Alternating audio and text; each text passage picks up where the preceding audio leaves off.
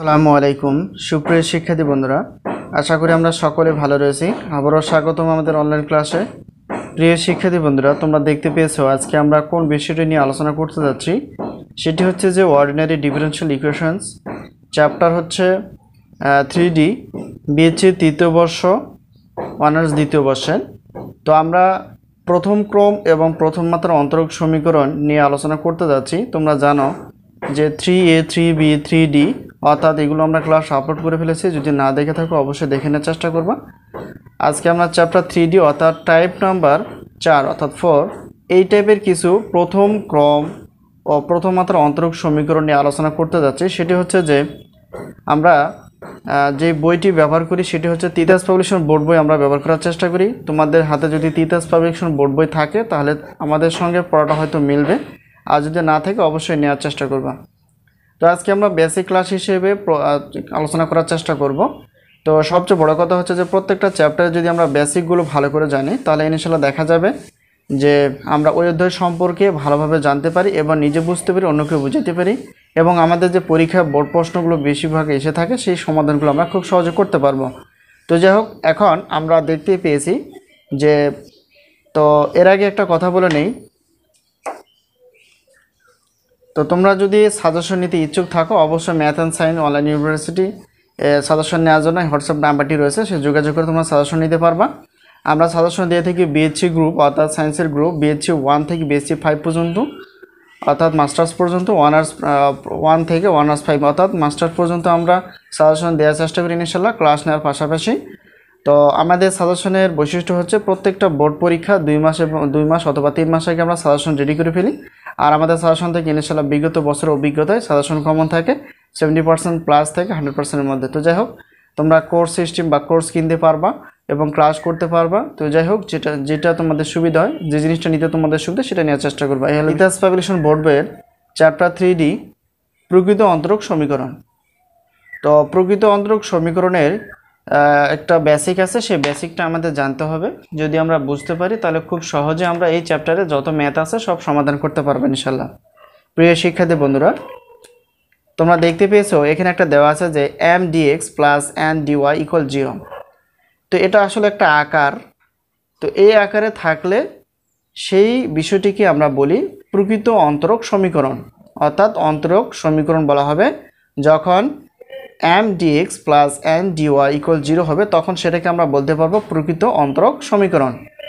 আচ্ছা, আকারে যখন থাকবে এবং যখন লেফট হ্যান্ড সাইড এবং রাইট হ্যান্ড সাইডের মানটা মিলে যাবে তখন আমরা বুঝবো এটা প্রকৃত অন্তরক সমীকরণ। একবার আমরা ফিক্সড করে বলতে পারি যে হ্যাঁ হচ্ছে একটা প্রকৃত অন্তরক সমীকরণ। ঠিক আছে, অন্তরক সমীকরণ কখন? যখন এই আকারে থাকবে সেই আকারটাকে অর্থাৎ তাকে m অর্থাৎ m কে y এর সাপেক্ষে আংশিক অন্তর্গ্রহণ করতে হবে এবং n কে আংশিক x এর সাপেক্ষে অন্তর্গ্রহণ করতে হবে। যখন বাম পাশের মানটা যা আসবে ডান পাশের মানটা যদি একই আসে তাহলে আমরা বুঝবো শুধু আকারে থাকলে চলবে না, সেই বাম পক্ষ এবং ডান পক্ষের মানটা একই আসতে হবে, তাহলে বুঝবো আমরা এটা একটা প্রকৃত অন্তরক সমীকরণ। আশা করি বিষয়টি ক্লিয়ার। তো এটাকে আমরা এভাবেও লিখতে পারি, দেখো এখানে যে m dx plus n dy এগুলো du। তো এটাকে কি করা যায়, দেখো এখানে m মানে হচ্ছে m m x y, ঠিক আছে, n মানে হচ্ছে n x y আর u মানে হচ্ছে u x y। তো এখন যদি এটাকে আমরা ভেঙে ফেলি তাহলে কি হবে, দেখো যদি আমরা এটা তৈরি করে ফেলি অর্থাৎ এটাকে যদি ভেঙে ফেলি তাহলে আমাদের হাতে যে বিষয়টা হবে অর্থাৎ m x y, এখানে dx রয়েছে dx প্লাস এখানে n বলতে কি, n বলতে n x, y আর dy রয়েছে dy ইকুয়াল, এখানে জায়গা না আমরা এখানে নিচে লিখব, আর du মানে হচ্ছে u d, আচ্ছা d, আর u মানে হচ্ছে যে x, y। আশা করি বিষয়টি ক্লিয়ার। মানে এই আকার এবং এই আকার একই কথা। তো যাই হোক, আমাদের মনে রাখতে হবে যে এই আকারে থাকলে এবং বাম পক্ষ এবং ডান পক্ষ যদি মিলে যায় তাহলে সেক্ষেত্রে আমাদের কি করতে হবে, প্রকৃত অন্তরক আমরা সমীকরণ বলতে পারি। ঠিক আছে, অর্থাৎ প্রকৃত অন্তরক সমীকরণকে এই সংজ্ঞাটা আমরা লিখতে পারবো। আর কোনো একটা ম্যাথ সমাধান করার সময় আমরা যদি দেখব যে আকার আছে এবং এটা বাম পক্ষ ডান পক্ষ সমান মান আছে, তখন আমরা এই জিনিসটাকে বলতে পারি প্রকৃত অন্তরক সমীকরণ। তো প্রকৃত অন্তরক সমীকরণ হলে আমরা ম্যাথগুলো কীভাবে সমাধান করি সেটা একটু জানতে হবে। প্রিয় শিক্ষার্থী বন্ধুরা, আমরা বুঝলাম যে প্রকৃত অন্তরক সমীকরণটা আসলে কি। এখন প্রকৃত অন্তরক সমীকরণ হওয়ার পাশাপাশি আমাদের গাণিতিক সমস্যা সমাধান করার জন্য যে বিষয়টি লাগবে, প্রথমে 1 নম্বর যে সূত্রটি আমরা দেখতে পেয়েছি সেটা হচ্ছে আমরা m dx plus n dy যখন এই আকারে যখন এলোমেলো থাকবে তখন এই আকারে নিতে হবে। নেওয়ার পর এই m কে এবং n কে আমাদের y এর সাপেক্ষে আংশিক অন্তরীকরণ করতে হবে এবং n কে x এর সাপেক্ষে আংশিক অন্তরীকরণ করতে হবে। মানে এই আকারটাকে ভাঙলে আমরা এটাই পাই, এটা আমরা লিখে ফেলছি। তো যাই হোক, অর্থাৎ এটা তো আমরা বললামই। এখন প্রকৃত অন্তরক সমীকরণ বোঝার পর আমাদের মেন যে সূত্রটি লাগবে সেটা হচ্ছে 4 নাম্বার অথবা 5 নাম্বার। তো যে কোনো একটা সূত্র আমরা ব্যবহার করতে পারি, তোমরা চাইলে এটাও ব্যবহার করতে পারবা, এটাও ব্যবহার করতে পারবা। তো যাই হোক, এখানে ইন্টিগ্রেশন y ধ্রুবক মানে y চলকটার ধ্রুবক হিসেবে কাজ করবে, আর mxy dx plus integration n x phi dy সমান c। ঠিক আছে, তো এখানে একটা কথা না বললেই নয়। এখানে দেখো এই জায়গাটাকে আমরা অনেক সময় এভাবে লিখি, অর্থাৎ m dx।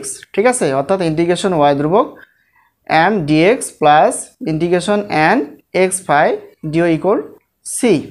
তো এখন বিষয়টা হচ্ছে এই যে এখানে আমাদের দুইটা জিনিস বুঝতে হবে। m বলতে কি বোঝায়, অর্থাৎ m কে যেটাকে আমরা ধরে নিব, অর্থাৎ তুলনা করে ধরে নিব, তো সেটাকে আমরা কি করব, সেটাকে আংশিক অন্তর্গ্রহণ করব y এর সাপেক্ষে। ঠিক আছে, তারপর এই যে x phi যেটা আমরা দেখতে পেয়েছি সেটা হচ্ছে কি, এই x phi বলতে অর্থাৎ x phi বলতে ধরো একটা সমীকরণ আমরা লিখে ফেললাম 3x square plus 2y plus 1। এটা একটা সমীকরণ যদি হয় তাহলে এখানে x phi আর কি, সরি থিটা না, x phi এটা মানে বোঝায় যে x বর্জিত পদ, অর্থাৎ যেখানে x রয়েছে সেই পদটা বাদ দিয়ে আমাদের কি করতে হবে, নিতে হবে। তাহলে এখানে দেখো x বর্জিত পদ আমরা কোনটা দেখতে পাই, একটু খেয়াল করো, অর্থাৎ এটা আমাদের বর্জিত, অর্থাৎ বাদ দিতে হবে, দিয়ে বাকি যে অপশনটা রয়েছে সেই পদগুলো আমাদের নিতে হবে, নিয়ে কাজ করতে হবে।